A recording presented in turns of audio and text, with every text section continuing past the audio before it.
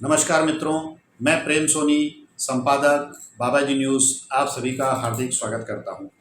जैसा कि हम रूबरू कार्यक्रम जो चला रहे हैं, इसका प्रतिसाद बहुत ही अच्छा मिल रहा है।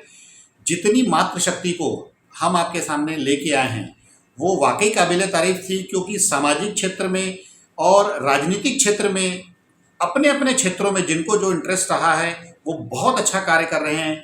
हमारी सिर्फ कोशिश ये है कि हम उनको अपने YouTube प्लेटफॉर्म के माध्यम से आपसे रूबरू करा रहे हैं। हमारा इसमें कोई योगदान नहीं है, क्योंकि कार्य तो वो बहुत अच्छा कर रहे हैं। आज भी हम जिस शख्सियत को आपके पास लेके आए हैं वो भी बहुत अच्छा कार्य कर रहे हैं। कैसा और क्या, आइए हम रूबरू में उनसे बात करते हैं, जिनका नाम है डॉक्टर शिखा पांडे।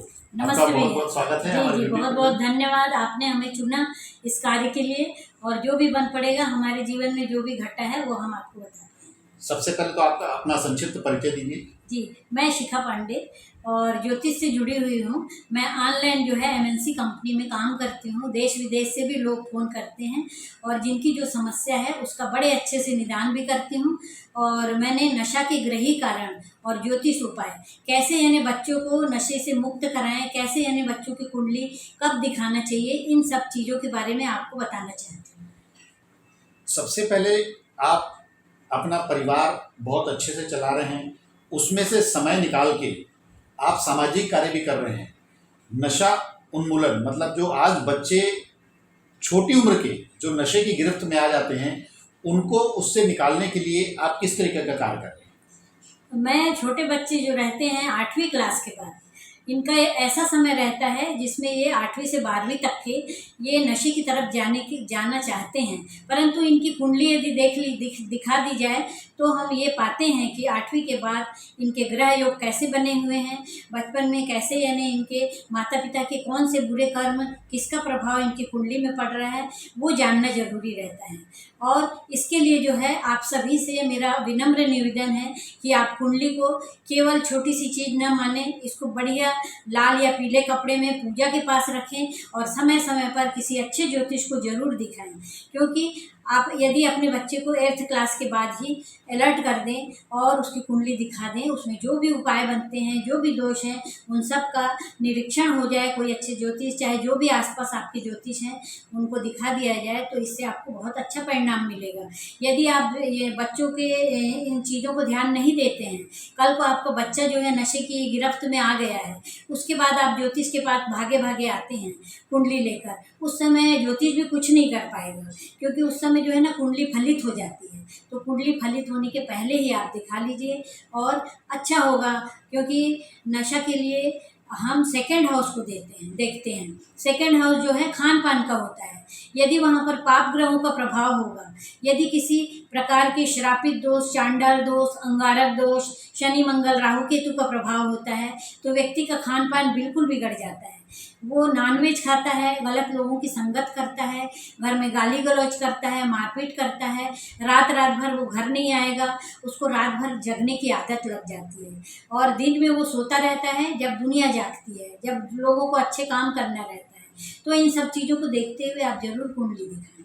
और जो 12 साल से 18 साल की जो उम्र होती है वो एक कच्ची उम्र होती है, जिसमें बच्चा किस तरफ जा रहा है उसका खुद का मानसिक विकास उतना अच्छा नहीं हो रहता और अट्रैक्शन गलत चीज़ों की तरफ जाता है।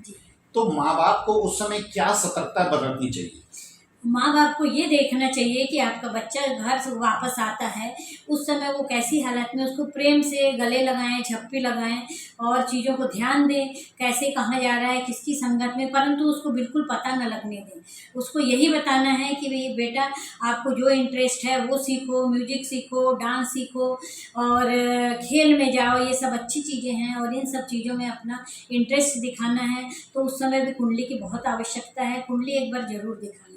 मतलब एक बहुत अच्छा उपाय इन्होंने बताया है कि अगर आपका बेटा या बेटी रात को जब भी घर वापस आता है तो माँ का एक कर्तव्य बन ले कि वो अगर उनको एक झप्पी लगाती हैं, इससे आपको दो चीज़ें समझ में आ जाएंगी। एक तो आपका स्नेह उनके प्रति बहुत अच्छा रहेगा, दूसरा अगर बच्चा घर में रात को आता है और अगर उसके शरीर से कोई भी गलत गंध आती है तो आप उसको पकड़ सकते हो कि मेरा बच्चा किसी गलत रास्ते पे तो नहीं जा रहा है।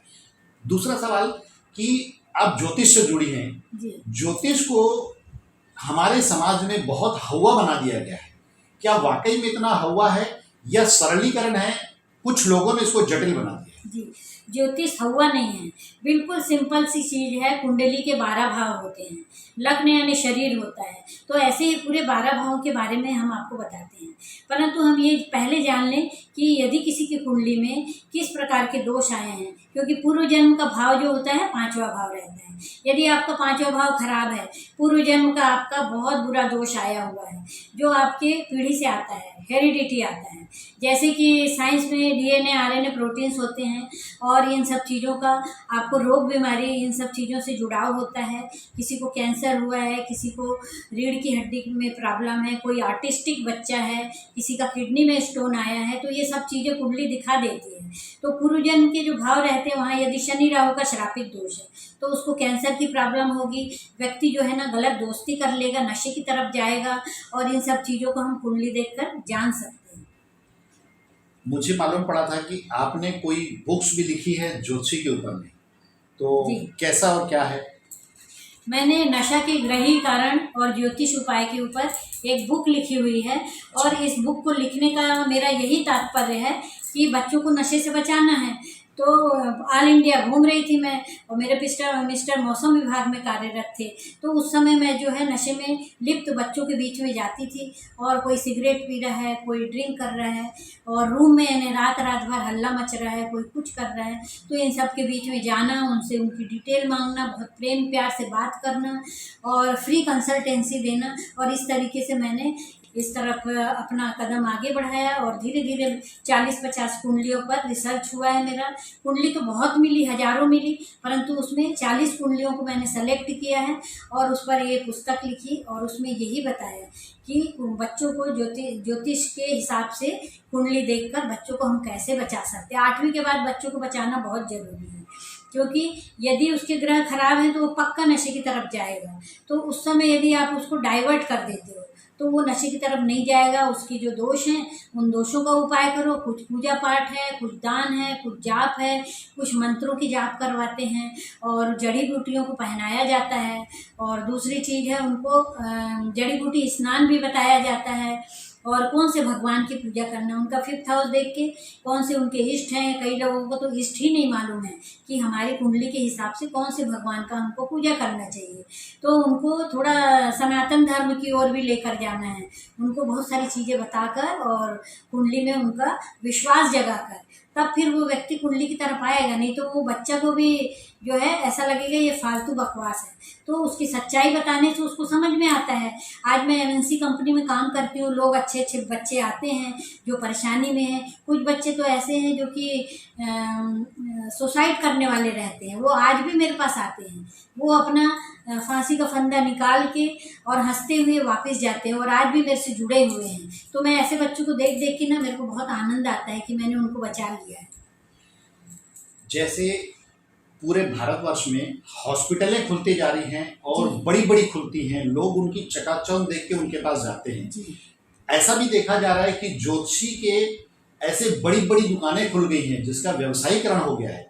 उनके लिए आप क्या बोलना चाहेंगे? क्योंकि जो समाज को मुफ्त में सलाह देके उनके घर परिवार को बचा दे रहे हैं, और कुछ ज्योतिषी ऐसे हैं जो लाखों रुपए ऐंठने के बाद भी उनको रिजल्ट नहीं देते, तो उनके लिए लोगों के मन में ज्योतिष के प्रति नकारात्मक सोच विचार बन जाती है। जी। उनके लिए आप 2 शब्द जरूर कहेंगे।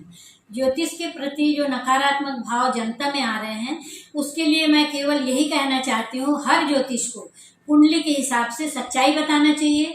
और जितना हो सके, यदि जो व्यक्ति जो है गरीब है या कुछ है जो नहीं दे पाता है, उसके लिए 11 रुपये 1 रुपये लेके उसकी दक्षिणा लेकर, दक्षिणा जरूर लेना चाहिए।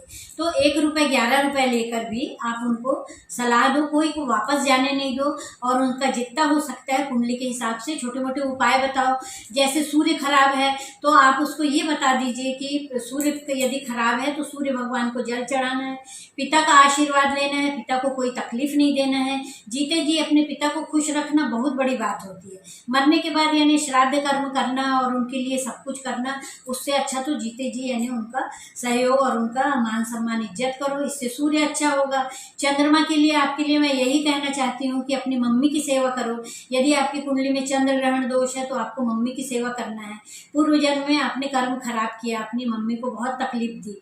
वैसी बुध ग्रह खराब है तो बहन बुआ बेटी से आपके संबंध खराब थे, तो अपनी बुद्धि को सही करने के लिए, क्योंकि बुध राहु एक जड़त्व दोष बनाता है और बुद्धि काम नहीं करती, उस समय व्यक्ति, यदि कुंडली में बुध राहु का जड़त्व दोष है तो ऐसा व्यक्ति जो है, एक समय आता है जब वो जवान जहान हो जाता है, जब कुंडली एक्टिव हो जाती है तो वो एक व्यक्ति गुस्से में घर छोड़ के चला जाता है और फिर बता के भी नहीं जाता कहाँ गया है, फिर वापस आता है बहुत सालों बाद, कई बार वो आता ही नहीं वापस। तो इसलिए यदि उस बुध राहु जड़त्व दोष का पहले ही उपाय कर दिया जाता तो वह व्यक्ति जो है घर में अपने परिवार को देखते हुए खुशी से रहता।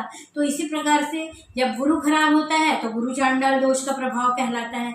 गुरु केतु ध्वजा योग बनाता है, परंतु गुरु राहु तो बहुत खराब, ये पेट की बीमारी देता है। बहुत सारी बीमारियां मेडिकल एस्ट्रोलॉजी में होती हैं जो कि यानी ग्रहों को देखकर बताई जाती है।